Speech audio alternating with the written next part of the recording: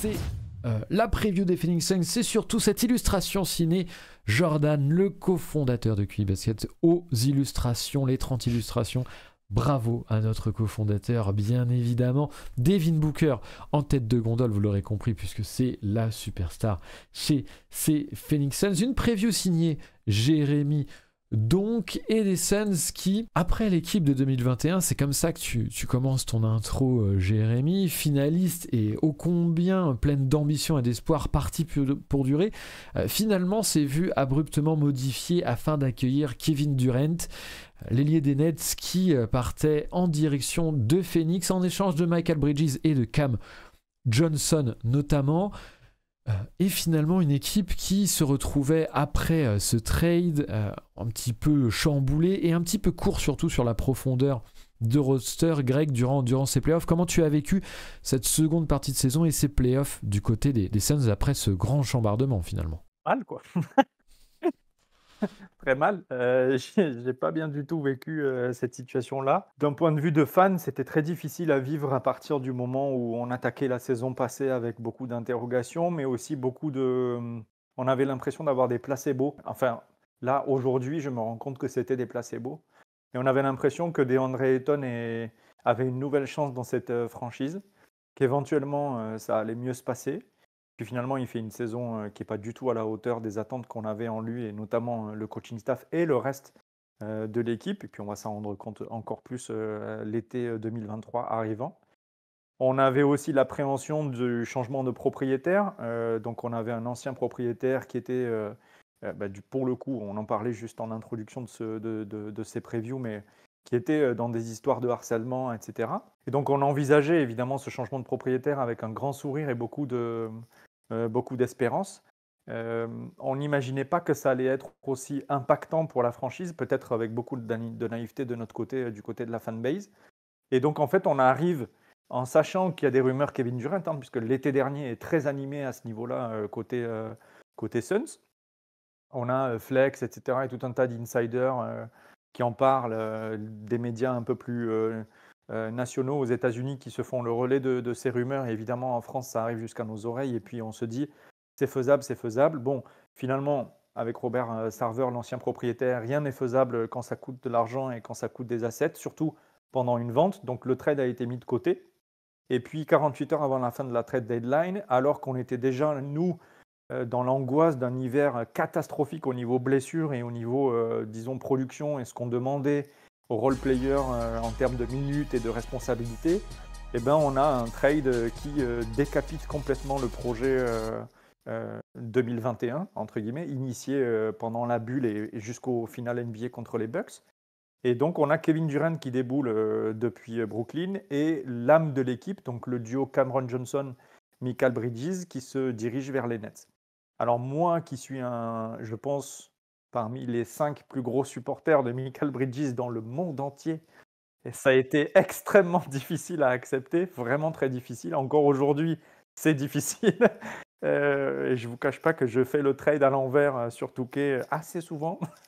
Mais donc voilà, j'adorais cette paire de joueurs. Je trouvais qu'elle incarnait vraiment ce que j'aimais dans ce renouveau de la franchise autour de Devin Booker. On avait vu que ça démarrait bien mi-janvier, février pour Michael Bridges sur vraiment un step-up comme on l'a connu ensuite, vraiment à un niveau encore plus haut aux Nets. Et puis on avait Cam Johnson qui enfin rejoignait le 5 majeur avec, disons, son entente particulièrement excellente en défense avec Michael Bridges, et puis son shoot que moi je trouve sublime esthétiquement et en plus qui fait mouche.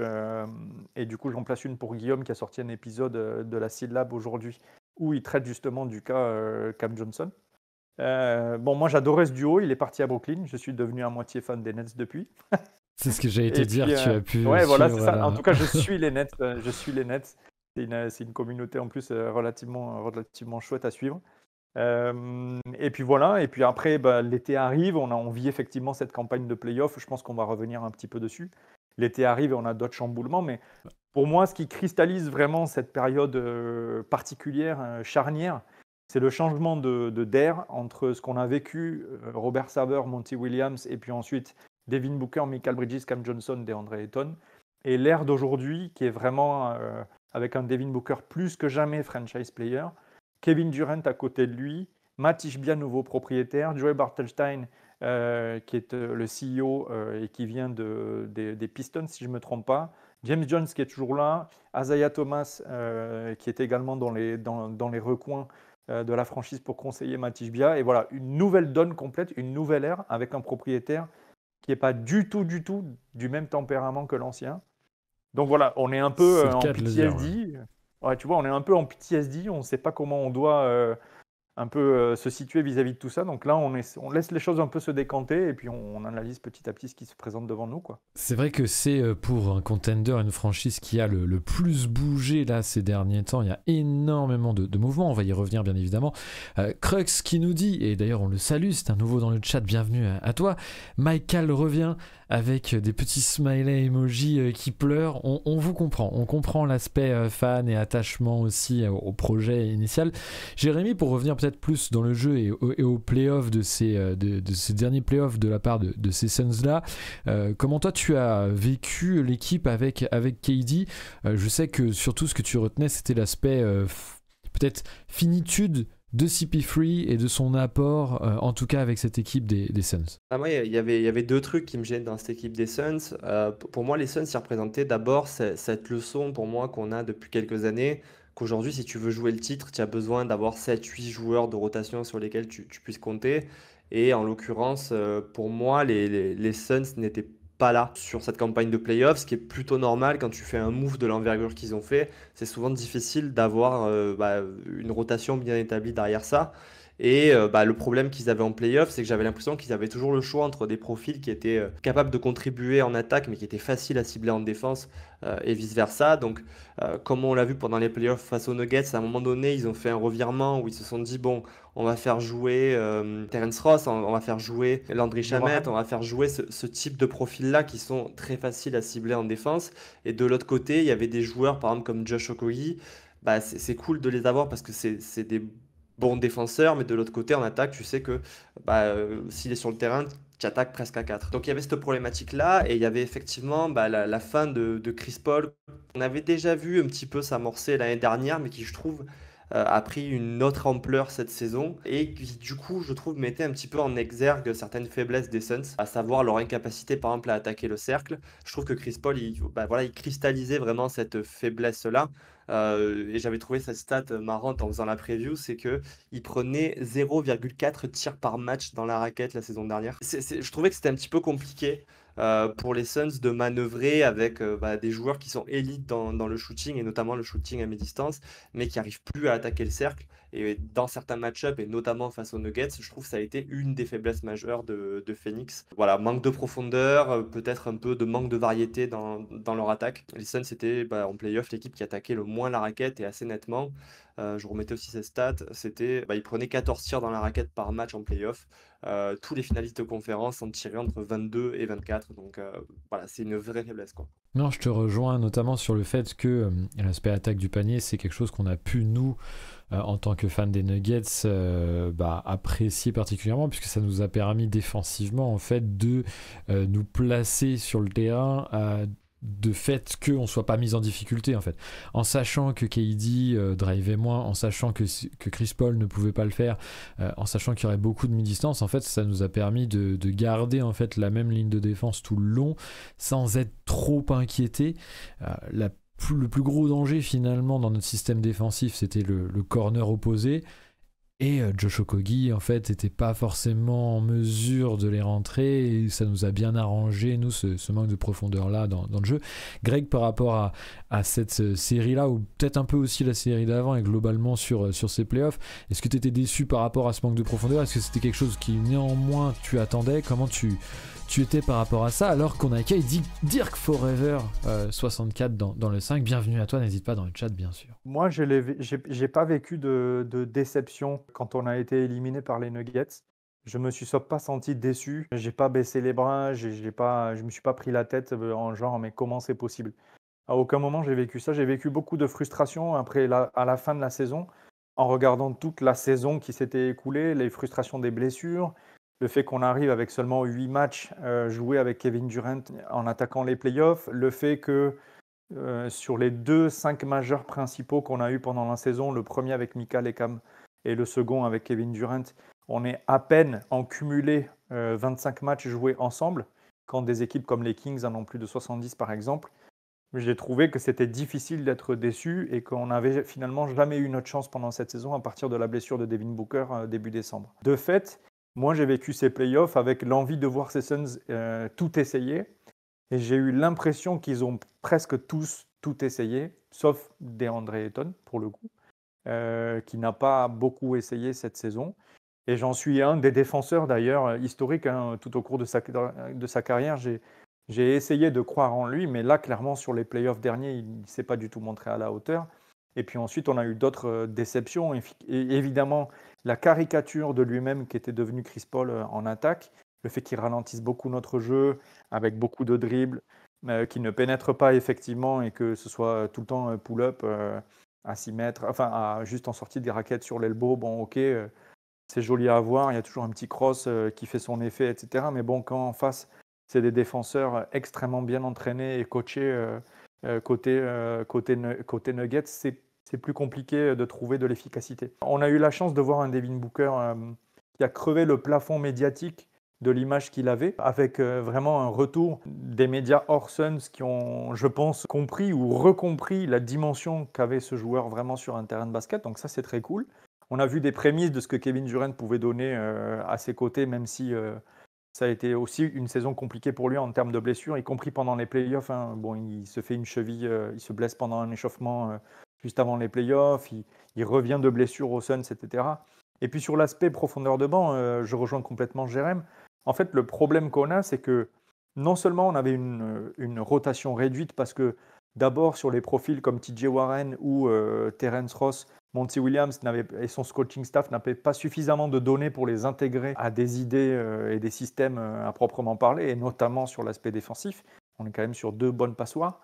Et ensuite, on a aussi le fait que nos remplaçants qui normalement jouent entre 10 et 18 minutes pour les plus chanceux tout au long de la saison, ont passé 2 mois, 2 mois et demi au creux de l'hiver à enchaîner des matchs à 28 minutes parce que 75% du 5 majeur était absent pour raison médicale ou parce que Jake Crowder était en train de bouder. Tu vois, on arrive avec une équipe qui en fait est complètement rincée et qui n'a aucun repère en play-off, et on arrive quand même à faire demi-finale de conf et à prendre 2 matchs aux Nuggets. Je ne sais pas s'il faut en tirer une quelconque fierté, mais en tout cas, c'est notre parcours. Je ne pense pas qu'on aurait pu faire mieux, honnêtement. Moi, j'avais pronostiqué les Suns champions, mais clairement, j'avais des gros biais d'espérance. Mais aujourd'hui, a posteriori, je pense qu'on doit se satisfaire de ce qu'on a eu. Et l'effectif a tellement changé aujourd'hui qu'on est, à vrai dire, dans une nouvelle dimension des Suns et que c'est très difficile de comparer ce qu'elle a donné l'année passée à ce qu'elle va donner cette année-là. C'est difficile de faire des perspectives. Mais sinon, je rejoins tout à fait ce que Jérém disait sur notamment la question des pénétrations. Tu vois, c'est ridicule. On n'avait personne qui attaquait dans cette raquette. DeAndre Ayton, tous les shoots pris, c'était à 3 mètres. C'est bon.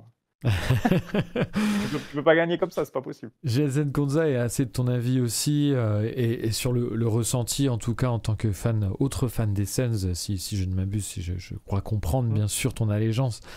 Dans le chat, la défaite était attendue. En vrai, on a pris 2 matchs sur la série, mais ça se sentait que les Nuggets étaient supérieurs, et ce malgré un Booker en feu sur les playoffs. C'est le groupe qui gagne, donc Denver.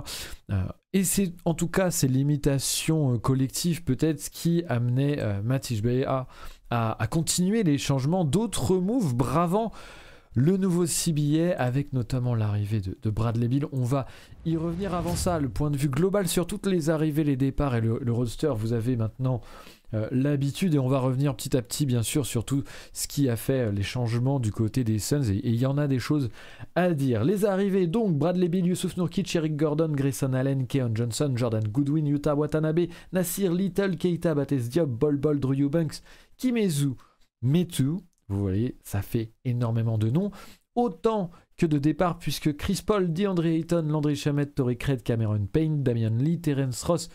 Damian Lee est encore dans le roster, c'est ce que Greg nous disait en off tout à l'heure, donc ce sera corrigé. Je n'ai pas refresh la preview.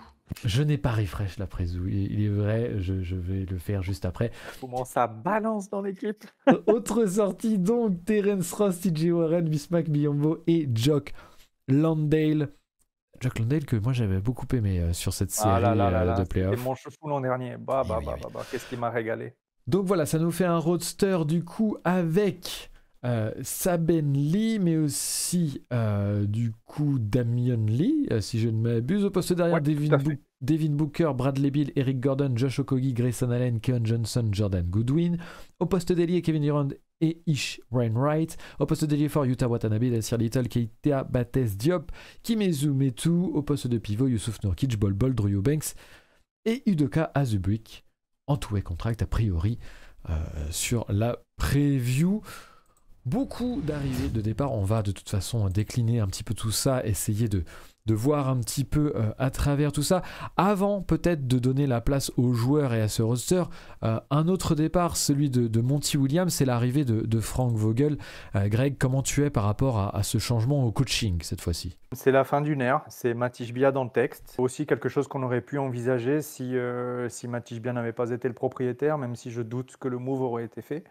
Eût été fait sous Robert Sarver. Ça a été une attente assez longue sur le remplacement de Monty Williams. Très content par contre qu'il aille dans le projet des Pistons, dans lequel je pense qu'il va retrouver une équipe à construire et avec laquelle il va pouvoir s'amuser, Kate Cunningham en tête. Et puis les autres joueurs, hein, mais on parlera des Pistons à une autre occasion. Mais non, sinon, plutôt content de ce profil recruté. Frank Vogel, bon, c'est un coach référencé, qui est bagué, qui sait comment aller jusqu'au bout, qui a ses détracteurs, qui a aussi ses aficionados. Moi, je suis pour l'instant relativement neutre. On est dans une situation aujourd'hui, la fanbase des Suns, où la tonne de sacrifices qui a été mise dans la balance pour qu'on puisse aujourd'hui espérer plus que jamais aller choper une bague est telle que si on ne chope pas la bague, tous les choix auront le droit d'être critiqués. Mais jusque-là, on n'y est pas encore. On n'a pas encore eu l'épreuve du feu. C'est difficile de vraiment être critique. Moi, je n'ai pas d'appréhension sur Frank Vogel, d'autant plus que je me félicite par contre de la continuité de Kevin Young dans le coaching staff, le fait qu'il reste, qu'il devienne l'assistant le mieux payé. C'est vraiment un assistant de très haute qualité, notamment sur tout ce qui est attaque. Il est très cher dans le cœur de Devin Booker, qui est le franchise player de l'équipe. Donc je trouve ça très cool qu'il soit toujours là. Et puis après, on a les autres noms, on a Fitzdale, etc., qui sont dans le vestiaire aussi. Donc voilà, on a un coaching staff, je pense, de bonne facture. Et j'espère qu'il aura la profondeur d'esprit, d'idées et de créativité pour nous faire aller chercher le titre. Tu fais bien de préciser tout ce qui est aussi assistant coach, etc. C'est souvent quelque chose qui passe un peu en dessous des radars par rapport au coach en titre, bien évidemment, mais c'est quelque chose de très important. Et quand on a les infos, parce que c'est pas toujours facile de les avoir ou de naviguer là-dedans, mais c'est toujours bien de le préciser et tu fais très bien de le faire. À côté de ça, en termes de joueurs, on retourne sur le roster, il y avait des role-players que tu trouvais particulièrement intéressants dans cette intersaison, dont la venue serait particulièrement intéressante, Jérémy, notamment Rick Gordon et Yuta Watanabe. C'est ça, c'est à partir du moment où tu crées un trio de stars, et alors on en reparlera, mais un trio qui me semble en plus être complémentaire. Tu as besoin, je pense, de joueurs qui sont intelligents autour et qui ont des skill sets qui leur permettent d'exploiter les espaces que ça va créer. Et donc effectivement, je trouvais que via les trades qu'il y a eu et via l'intersaison, il y a quand même eu quelques belles signatures et belles récupérations. Et parmi les signatures, moi, il y en avait deux qui me plaisaient en particulier. Il y avait Eric Gordon. Eric Gordon, c'est un joueur qui a été très important dans la rotation des Rockets période d'Anthony, qui a un petit peu, malheureusement, qui fait partie de ceux qui sont restés dans la douloureuse reconstruction de Houston. Mais c'est à la fois un excellent shooter, un joueur qui peut très bien jouer sans ballon et puis qui peut, alors moins maintenant parce que les années passent, mais toujours rendre service balle en main. Si tu laisses un peu d'espace à Eric Gordon, tu sais qu'il va être capable d'attaquer et de prendre les bonnes décisions. Donc je trouvais que c'était plutôt réussi. Et d'ailleurs, son passage aux Clippers abondait un petit peu dans ce sens. Donc son passage aux Clippers sur la deuxième partie de saison dernière, on parle d'un joueur qui était parmi les plus efficaces à son poste parce que justement, il savait profiter des présences de Paul George, de Kawhi, de Russell Westbrook. Donc a priori Je rajouterais une CDM de haut niveau avec les Bahamas aussi, où il a excellé dans un autre rôle, mais il est en forme, Eric Gordon, contrairement à ce que son âge pourrait présager. C'est Ouais. ça. Et aussi, l'a priori qu'on peut avoir il a été souvent blessé jeune, et donc souvent on pense à un joueur fragile qui se blesse beaucoup, alors que dans les faits, il reste plutôt fiable physiquement depuis plusieurs saisons. Donc c'est plutôt une bonne nouvelle. Et l'autre, c'est Yuta Watanabe. Alors Yuta Watanabe, il n'a pas le même CV en NBA que Eric Gordon, mais bah, il jouait aux côtés de Kevin Durant au Nets. Il a déjà beaucoup profité justement de la présence de Kevin Durant, et il a signé aux Suns pour pouvoir rejouer avec Kevin Durant. Et là, on parle d'un joueur qui est plutôt grand, qui est plutôt long, et qui, je trouve, bouge là aussi très bien sans ballon et shooté à 44,5%, il me semble, la saison dernière à 3 points. Donc un joueur qui pourra d'une part exploiter sur catch and shoot, mais qui aussi, si on lui donne des ballons sur du end-off et qu'on lui demande de prendre un tir en sortie d'écran, peut aussi très bien le faire. Et ça aussi, avec bah, l'arrivée par exemple d'un joueur comme Yusuf Nurkic, ou même avec, dans une moindre mesure avec Andrew Eubanks, bah, ça peut générer des plays pour les Suns. Et donc, je trouve que ça fait partie vraiment des signatures très intelligentes qu'il y a eu, et qui, pour moi, vont fonctionner avec l'effectif. Après, il y avait d'autres joueurs qui sont arrivés, qui sont plus des paris. Ça, je pense qu'on y reviendra un petit peu plus tard. Je garde la Voilà, main c'était avec toi. merveilleux. Ah bah parfait. Je garde la main avec toi, Jérémy, parce que pour parler de Yusuf Nurkic, alors Yusuf Nurkic qui arrive dans le départ de DeAndre Ayton, on va revenir sur le départ de DeAndre Ayton et aussi peut-être des questions que ça pouvait poser d'un point de vue sportif ou quoi avec Greg, mais avant ça, comme je t'ai, Jérémy, sur la transition vis-à-vis de Nurkic, remplacement donc par Nurkic, et tu parlais justement de l'apport potentiellement offensif de Yusuf Nurkic, notamment dans des systèmes de jeu sur end-off. Je te laisse détailler un petit peu ce que tu entends par là. Alors effectivement, il y a eu beaucoup la question de est-ce que Nurkic c'est un trade gagnant pour les Suns, et je pense qu'on était d'accord avec Greg pour dire que c'est un bon trade dans la mesure où tu récupères aussi de la profondeur au passage, même si sur bah voilà, individuellement le Ayton par Nurkic, on peut dire que défensivement tu seras perdant, mais offensivement, ce qui est plutôt génial, je trouve, dans l'arrivée de Yusuf Nurkic, c'est qu'il correspond à cette volonté des Suns de jouer avec des arrières qui ne sont pas forcément des meneurs de métier, qui vont peut-être pas être élite sur du pick and roll. Et l'avantage de Yusuf Nurkic, c'est que c'est un très bon passeur au niveau NBA sur du end-off.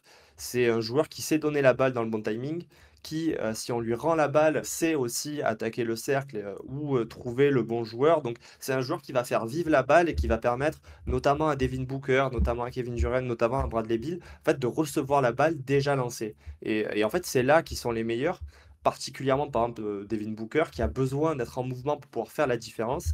Et je pense qu'on va avoir beaucoup d'actions où Yusuf Nurkic va être impliqué poste haut. Et donc, ça va ouvrir vraiment des choses, voilà, très sympas pour cette équipe de Phoenix. Donc, s'ils ne sont pas gagnants défensivement, c'est à peu près sûr. En tout cas, offensivement, ils s'ouvrent aussi des possibilités sur lesquelles je trouve que DeAndre Ayton n'était pas forcément excellent, ou le joueur idoine pour ce type de play, quoi. Tu fais bien de le préciser parce que c'est vrai qu'on a eu beaucoup la version négative du trade et qui est certainement à raison, mais il n'y a pas cet aspect intéressant potentiel de Yusuf Nurkic qui est rappelé, en tout cas rarement rappelé. Greg, par rapport à ce trade-là, je sais que tu as pas mal bataillé sur Twitter pour aussi rappeler les raisons extra-sportives du trade. Est-ce que du coup tu veux le refaire ici? Je sais que tu l'as Oui, déjà bien fait, sûr, mais bien du coup sûr, ça te pas de donnera problème. un peu plus une tribune un peu plus large. Ce qu'il faut garder en tête, c'est que la situation de DeAndre Ayton n'était plus soutenable pour le front office et pour l'ensemble de la franchise des Suns. La situation de DeAndre Ayton aux Suns était inconfortable pour tout le monde, et particulièrement pour lui, pour l'équipe et pour James Jones. Je pense que les Suns, la franchise, s'est rendu compte qu'elle avait peut-être raté l'opportunité de le trader au bon moment. Mon explication de ça, mais c'est que la mienne, c'est que Robert Sarver se montrait peut-être trop frileux à l'idée de trader pendant un processus de vente ou à l'approche d'un processus de vente de franchise, parce que ça fait bouger la valeur d'une franchise et donc ça peut faire capoter un processus de vente. Donc on se retrouve cet été, dès juillet, avec des premières rumeurs qui mènent pas finalement à grand-chose. Et puis finalement, on trouve ce trade avec Yusuf Nurkic, Grayson Allen, Nasir Little et Keon Johnson qui font le chemin inverse d'un DeAndre Ayton qui va à Portland. Avec Portland qui, on le sait, était assez haut sur DeAndre Ayton, qui voit pas Exactement. mal d'espoir en lui. Donc, ça se goupillait plutôt pas trop mal. À côté de ça, il y a quand même beaucoup la critique défensive sur Nurkic, puisque s'il a été à un moment un défenseur intéressant à l'arceau et dans la dissuasion, il a beaucoup perdu en mobilité. Est-ce que Greg, tu adhères à cette critique? Comment tu vois la possibilité défensive à l'intérieur chez les Suns? On sait que c'est une grande question. Alors KD est plutôt bon dans l'aide au panier justement. Est-ce que ça pourrait aider peut-être sur un drop très bas? C'est Jérémy qui mentionne ça dans sa preview. Comment toi tu vois cet aspect défensif et cette difficulté potentielle sur l'aspect intérieur, la défense intérieure du côté des Suns? Alors, sur le trade à proprement parler, sur l'aspect défensif du trade, parce qu'en fait, on juge Yusuf Nurkic défensivement parce qu'on le compare à DeAndre Ayton. Et en fait, DeAndre Ayton, il a peut-être une capacité, disons, empirique, un potentiel empirique à défendre. Mais la réalité, nous, on l'a jamais vu en fait aux Suns de manière stable, pérenne, importer de la sérénité défensive à l'équipe. On l'a vraiment jamais vu. On n'a jamais même eu cet espoir. Mis à part là, en fin d'été, où on se disait, tiens, il va rester, peut-être que Frank Vogel va dessiner des schémas pour lui, puisque c'est ce que Frank Vogel déclarait en interview et en conférence de presse. Oui, la défense, ça commence par le big guy, etc. Ok, super, tu vas nous faire des schémas où DeAndre Ayton va enfin devenir le défenseur qu'on attend de lui depuis sa draft. Ça commence à dater, hein, mine de rien. Donc en fait, cette comparaison où on met Nurkic en négatif par rapport à Ayton, ok, sur le papier, sur le potentiel, pourquoi pas, d'accord, très bien. Mais nous, la réalité dans la fanbase des Suns, c'est que DeAndre Ayton, ça reste un bon défenseur sur le papier. On n'a pas vu réellement, avec pérennité et avec stabilité, une défense comme on aurait voulu y croire et comme on la met en parallèle quand on parle de Nurkic. Donc c'est Assez parlé presque de moi. biaisé et c'est Ouais. presque injuste pour Nurkic. Assez parlé de moi qui Et nous dit sur Ayton, on sent les fans des Suns relativement blasés. Il y a Guillaume qui rappelle Playoff 2021 quand même. Est-ce que c'était pas défensivement Ayton intéressant à ce ouais, mais ça moment-là? fait une campagne et c'était il y a 2 ans. Guillaume, c'est cool, mais bon, il y a eu 2022 entre-temps. On se fait éclater contre les Mavs alors qu'en face, c'est Maxi Kleber. Enfin, je sais pas, tu vois. Enfin, et puis l'an dernier en playoff, c'est 13-7. C'est 13-7 et puis c'est une passoire, quoi. Enfin, je sais pas, moi, ça me paraît très bizarre. Aujourd'hui, moi, encore une fois, je suis plutôt neutre sur DeAndre Ayton, voire neutre positif. J'ai pas de charge particulière contre lui. Je dis juste qu'il faut quand même pas oublier, à mon avis, que ça n'a jamais été un socle pérenne et serein. Voilà, tu mets DeAndre Ayton sur le terrain, tu lui donnes pas 20 gonfles par match en attaque, t'es pas sûr qu'il soit motivé en défense. Sauf que là, le problème aujourd'hui, c'est qu'on a Kevin Durant, on a Devin Booker et on a Bradley Beal qui vont être dans l'attaque. Ça fait entre 55 et 65 ballons sur ce trio-là. Je suis pas sûr qu'on ait 20 ballons à donner à DeAndre Ayton pour le motiver à faire les efforts défensifs dont on a besoin qu'il les produise de manière quasi automatique sans forcément le. Enfin, tu vois, qu'il n'y ait pas de carotte à lui vendre, quoi. Les fans Donc, les fans des Suns sont assez d'accord dans le chat, que ce soit ouais, c'est ça Crux le truc. ou GNZ Gonza. Ayton 2021, mon Dieu, c'était un de mes joueurs préférés. Mais moi à aussi, côté de ça, on nous évidemment. rappelle la frustration. Et c'est vrai qu'il y a quand même beaucoup cet aspect irrégularité. Il y a les deux, un peu, les deux échos, parce que c'est vrai qu'on a l'aspect théorique, beaucoup, je trouve, de DeAndre Ayton. Et il y a quand même eu cette campagne de 2021 à son actif. Mais j'imagine effectivement la frustration quand la doxa là-dessus. Et je sais que Guillaume est très très haut sur la défense d'Ayton. Il y a aussi le fait que, bon, Mais il c'est est très vrai haut que. sur Jordan Poole aussi. La surprise de l'attaque. C'était très beau. C'est cadeau. J'ai rien contre Jordan Poole en plus. Non, mais tu fais très bien. Il faut aussi le challenger. C'est parfait. En tout cas, vous le verrez, voilà, sur cet aspect perte de DeAndre Ayton défensif, ça va créer le débat. On va voir aussi si Nurkic peut pas montrer du bénéfice là-dedans. Jérémy, tu fais tout un paragraphe dans la preview sur l'aspect défensif, justement. Tu parles aussi quand même de l'association avec KD. Est-ce que tu vois des choses potentielles autour de Nurkic? Peut-être un drop plus bas aussi, c'est ce que tu parles tactiquement pour ces Suns-là. Ouais, enfin, c'est un petit peu ce que j'ai imaginé parce que Nurkic, à la base, faut quand même le dire, c'était un défenseur plutôt honnête à son arrivée en NBA et je pense, on peut dire jusqu'à 2019, est venue cette terrible blessure au tibia qui a beaucoup limité sa mobilité.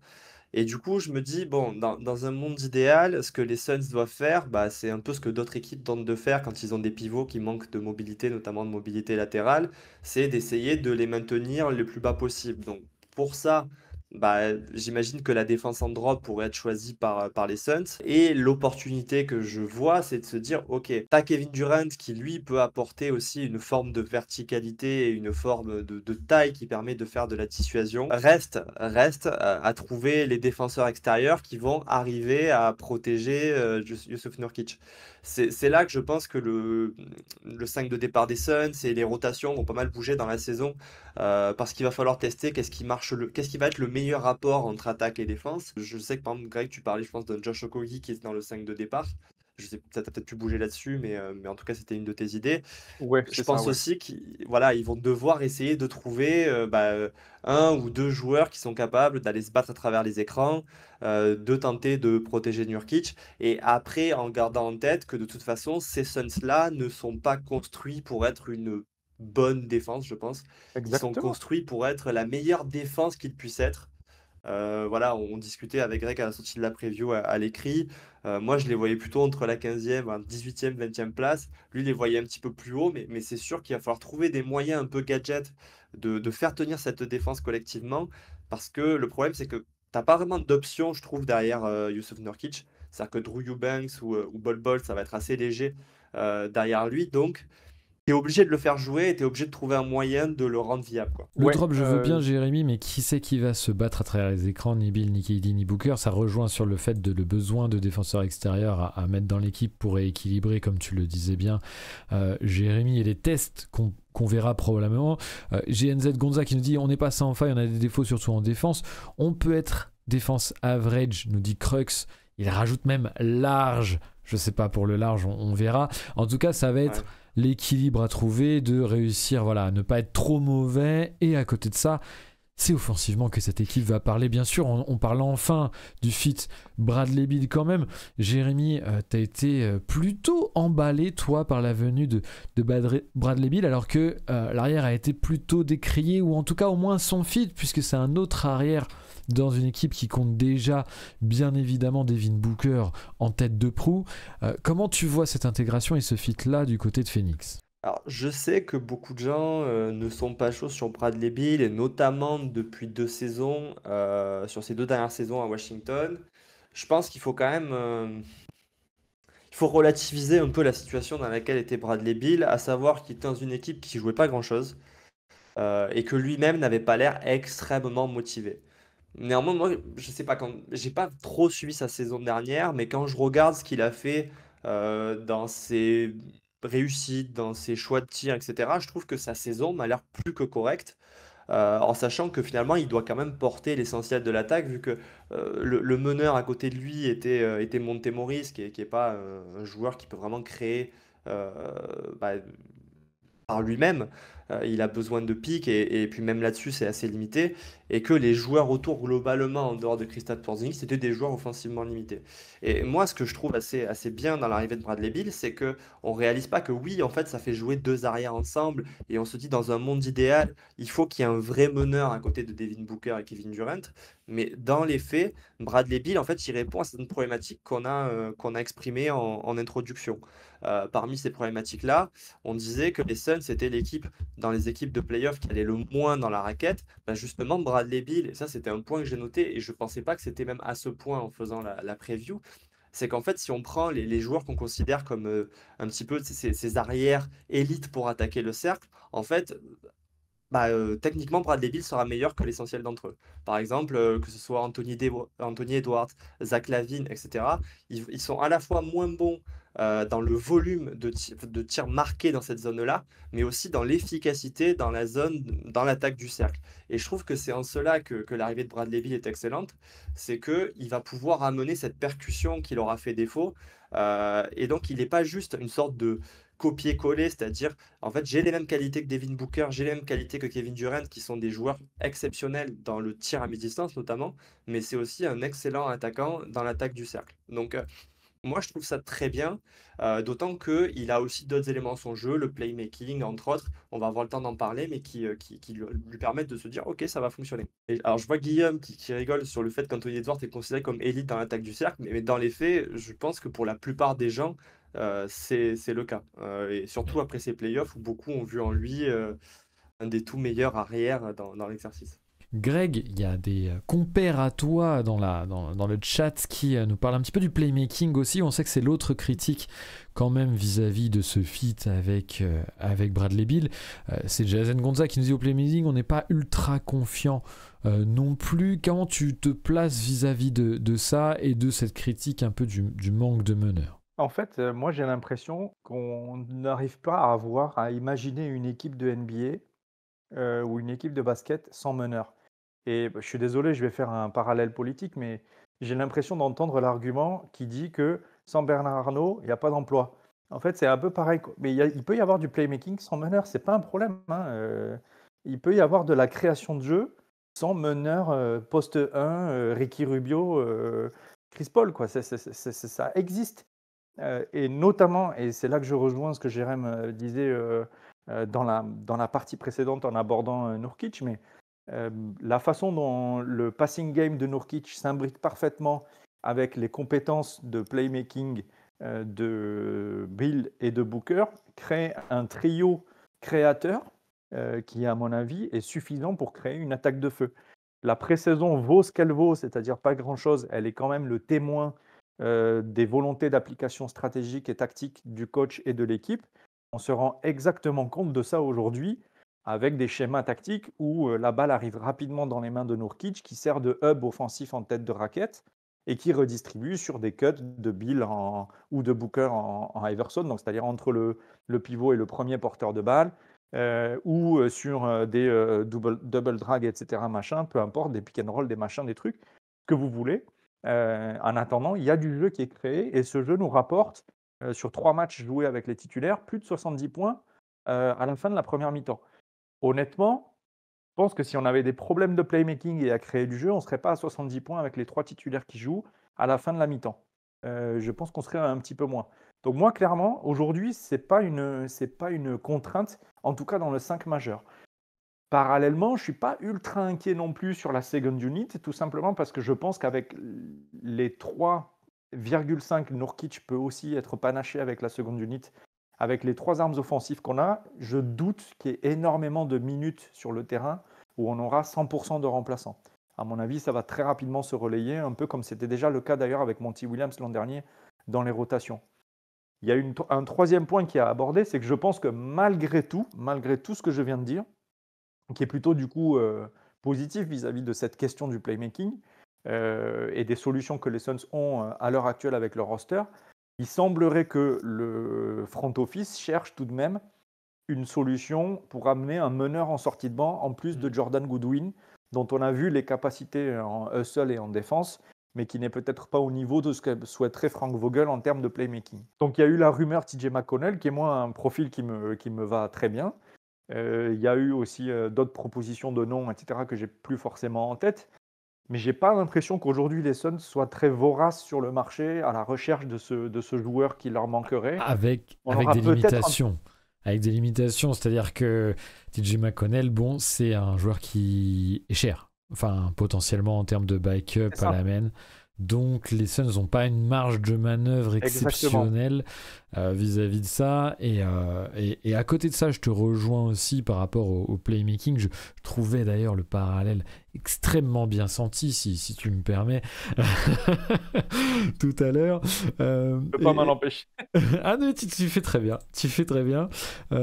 Et du coup, non, mais pour être plus sérieux, c'est vrai qu'en plus de l'aspect, bien sûr, système, moi j'ajouterais que la gravité de tous ces superstars offensives font que le playmaking en plus qui nécessite un petit peu de mouvement de ballon, enfin pour avoir du mouvement de ballon, en fait les passes que ça nécessite, c'est pas des passes extrêmement complexes dans le sens où avec la gravité qu'opère chacune de ces stars, en fait il y a des shoots ouverts assez faciles, oui. des passes assez faciles pour trouver des mecs open. Je suis d'accord que ça posera peut-être pas de problème. Moi, ce sera peut-être plus une problématique de play-off, je trouve. Alors on la mettra un petit peu de côté, certes, on peut quand même l'évoquer comme on aime bien faire pour ce genre d'équipe, parce qu'on parle aussi un petit peu quand même de l'aspect playoff, même si c'est moins en profondeur, mais c'est peut-être sur certains schémas défensifs, face à certains schémas défensifs, avec certains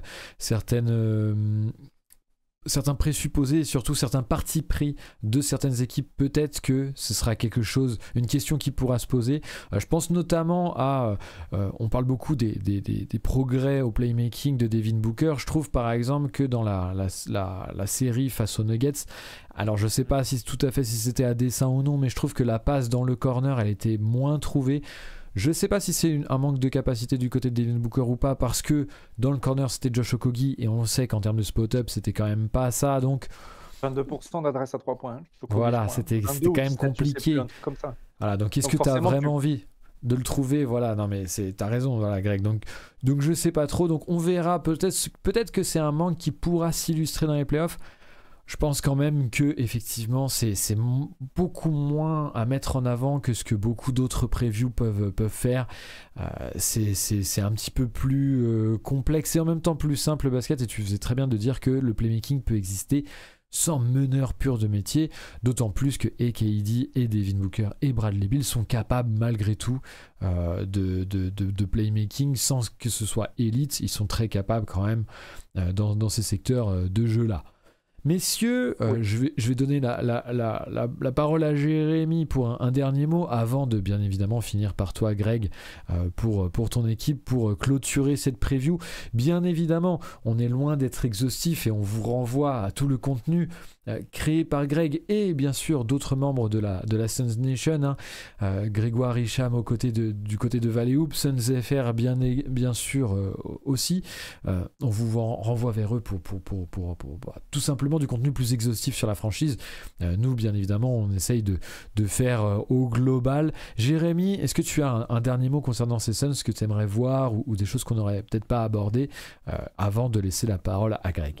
Je pense qu'en fait, il faut clairement s'attendre à une équipe qui est pas forcément équilibrée entre attaque et défense. Je pense que les Suns ont vocation à être vraiment une top 1 attaque NBA, ou en tout cas une top 3 offensive rating la saison prochaine. Pour solder un peu cette question du playmaking, déjà, faut bien comprendre que cette équipe, elle a deux éléments qui font qu'elle n'a pas besoin de playmaker élite balle en main. C'est déjà, elle a 3 stars qui sont, je trouve, élites dans le jeu off-ball. Et aussi, elle a 3 joueurs qui sont élites dans la capacité à créer des tirs pour eux-mêmes. Et en fait, ils n'ont pas besoin de beaucoup d'animation offensive pour arriver à se créer des tirs qui pour eux sont faciles. Et donc, c'est ce qu'on a vu en fait déjà pendant les playoffs, même contre les Nuggets, c'est que le duo Devin Booker, Kevin Durant, bah, en fait, ils avaient juste besoin d'un pick off-ball ou même d'un pick sur du pick and roll pour arriver à se tirer, enfin, à sortir un pull-up qui pour eux est efficace. Et donc, avec Bradley Beal, ils ont encore amélioré cette faculté-là. Et le supporting cast globalement qu'ils ont attiré durant cet été et qui, à mon avis, n'est pas terminé, hein. C'est un peu comme ce qu'on disait hier avec les Bucks. Il faut prendre en compte que ce genre d'équipe, il y a la trade deadline qui va leur permettre encore d'aller rééquilibrer les choses qui leur manquent. Il y a des joueurs qu'on n'a pas cités, comme Grayson Allen, par exemple, qui est à la fois un joueur plutôt solide en défense, mais qui est aussi un excellent joueur off-ball. Il y a des paris qu'ils ont tenté, et quand il y a un volume de paris comme celui qu'ils ont fait avec des Keita Bates-Diop, des Nasir Little, entre autres, il y a souvent un ou deux joueurs qui sortent du lot et qui vont intégrer la rotation. Donc en l'état, en fait, ils ont déjà, à mon avis, 8 joueurs sur lesquels ils peuvent à peu près compter. Et il faut prendre en compte que probablement en février, les Suns feront partie des équipes qui vont pouvoir aller faire leur marché sur les joueurs qui vont être coupés ou sur des trades un peu intéressants. Et parce que des joueurs diront, ben, moi, cette destination me convient bien. Et donc probablement qu'il y aura un renfort ou deux qui vont leur permettre d'aller bloquer un petit peu, colmater les brèches éventuelles. Donc, équipe à suivre pour leur attaque, a priori, et assez intrigué de voir les choix qu'ils feront en défense, et notamment parce que Frank Vogel, quand même, on l'a très peu dit, mais c'est avant tout un coach qui est connu pour sa défense, et je pense que c'est aussi pour ça qu'il a été choisi. C'est cette faculté à se dire, OK, on a une très bonne attaque qui va tourner seule, on va essayer de mettre en place un coaching staff qui est plutôt défensif pour essayer de trouver des solutions. Jérémy, le meilleur VRP de ces Suns-là. Pour rejoindre le FC Soleil, on revient.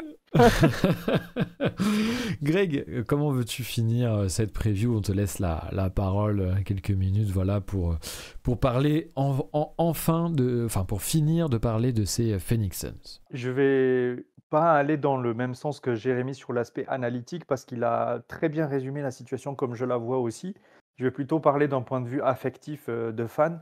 Comme ça complétera ce que Jérémy a dit de manière très pertinente. On est beaucoup à avoir vécu une saison précédente un peu frustrante. On est beaucoup à regretter le départ d'un certain nombre de joueurs et la fin de cette ère qui était représentée par Michael Bridges et Cam Johnson et le trio que ça a créé avec Devin Booker. On est beaucoup à croire en Devin Booker à un niveau extrêmement élevé. On est nombreux à le situer dans la course au MVP sans aucun problème. Aujourd'hui, ma situation de fan, c'est que j'ai besoin de me raccrocher effectivement à cette équipe. Et pour l'instant, ce que je vois sur la pré-saison est plutôt de bon augure. D'abord parce que le style de jeu offensif qui est proposé est léché, rapide, assez agréable à regarder. Généralement, il y a un shoot plutôt de qualité qui est trouvé dans les 10 premières secondes de la possession. On a des joueurs qui sont agressifs, Grayson Allen et Bradley Beal sur l'attaque du cercle notamment. On a des créateurs de highlights en défense comme en attaque, avec Drew Eubanks et Azubuike notamment sur les contres. En attaque avec Kevin Durant et Devin Booker sur le côté soyeux. On a des défenseurs acharnés avec Keita Bates, Josh Okogie notamment. Et puis on a autour des joueurs qui sont très attachants, et notamment Yuta Watanabe, dont le skill set est finalement beaucoup plus étendu que ce qu'on imagine, puisqu'on imagine que c'est juste un corner shooter. En vrai, c'est aussi quelqu'un qui attaque bien, qui prend bien les cuts, backdoor, etc., etc. En fait, il y a tout un tas de choses auxquelles nous, les fans, on retrouve quand même presque 75% d'un effectif intégralement changé. Je crois que j'avais calculé, c'est les 2 tiers, donc ça doit être 66% d'un nouvel effectif.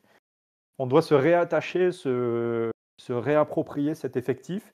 Et aujourd'hui, on a la chance, sur les 3 ou 4 matchs de pré-saison qui se sont déroulés, d'avoir des preuves tangibles qu'on va y arriver, d'avoir des choses qui sont vraiment séduisantes qui sont mises en place.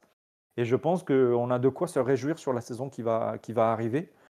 J'irai pas jusqu'à dire qu'on est sûr d'être champion, évidemment, parce que moi, je respecte beaucoup le niveau des autres équipes et le fait qu'il y ait aussi la notion d'opportunité et de chance qui a une grosse importance dans le résultat final du trophée. Mais je pense qu'on a nos chances, et surtout, je pense qu'on va se régaler à suivre le scénario de cette saison pour les Suns, en espérant, c'est une chose qu'on n'a pas abordée, mais comme je l'espère pour toutes les autres franchises d'ailleurs, que le facteur injury prone de nos joueurs et de notre roster ne viennent pas trop semer la zizanie dans notre saison, comme ça a été le cas la saison dernière.